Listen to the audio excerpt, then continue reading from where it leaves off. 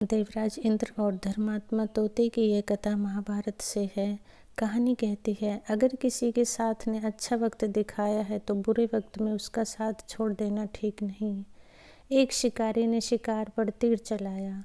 तीर पर सबसे खतरनाक जहर लगा हुआ था, पर निशाना चूक गया। तीर हिरण की जगह एक फले फूले पेड़ में जा लगा। पेड़ में जहर फैल गया, वह सूखने लगा। उस पर रहने वाले सभी पक्षी एक एक कर उसे छोड़कर जाने लगे। पेड़ के कोटर में एक धर्मात्मा तोता बहुत बरसों से रहता था। तोता पेड़ छोड़कर नहीं गया, बल्कि अब वह ज़्यादातर समय पेड़ पर ही रहता। दाना पानी न मिलने से तोता भी सूख कर काटा हुआ जा रहा था। बात देवराज इंद्र तक पहुंची।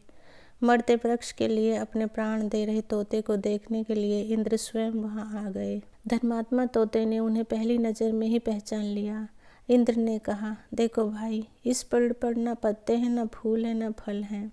अब इसके दोबारा हरे होने को कौन कहे। बचने की भी कोई उम्मीद नहीं है। जंगल में कई ऐसे पेड़ हैं जिनके बड़े बड़े कोटर पत्तों से ढके हैं। पेड़ फल फूलों से लदे हैं। वहाँ से सरोवर भी पास है। तुम इस पेड़ पर क्या कर रहे हो? वहाँ क्यों नहीं चले जाते? तोते ने जवाब दिया, देवराज, मैं इसी पर जन्मा, इसी पर बड़ा, इसी के मीठे फल खाए। इसने मुझे दुश्मनों से कई बार बचाया। इसके साथ मैंने सुख भोगे हैं। आज इस पर बुरा वक्त आया तो मैं अपने सुख के लिए इसे कैसे त्याग दूँ? जिसके साथ सुख भोगे, दुख भी उसके साथ भोगूंगा। मुझे इसमें आनंद है। आप देवता होकर भी मुझे ऐसी बुरी सलाह क्यों दे रहे हैं?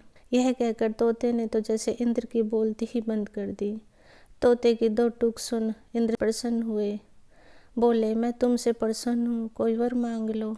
तोता बोला, मेरे इस प्यारे पेड़ को पहले की तरह हरा भरा कर दीजिए। देवराज ने पेड़ को न सिर्फ अमृत से सींच दिया, बल्कि उस पर अमृत बरसाया भी। पेड़ में नई कोपलें फूटी, वह पहले की तरह हरा हो गया। उसमें खूब फल भी लग गए।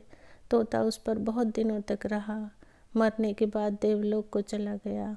युधिष्ठिर को यह कथा सुना भीष्म बोले, अपने आश्रयदाता के दुख को जो अपने दुख समझता है, उसके कष्ट मिटाने स्वयं ईश्वर आते हैं। बुरे वक्त में व्यक्ति भावनात्मक रूप से कमज़ोर हो जाता है। जो उस समय उसका साथ देता है, उसके लिए वह अपने प्राणों की बाजी लगा देता है। किसी के सुख के साथी बनो न बनो, दुख के साथी जरूर बनो, यही धर्म नीति है।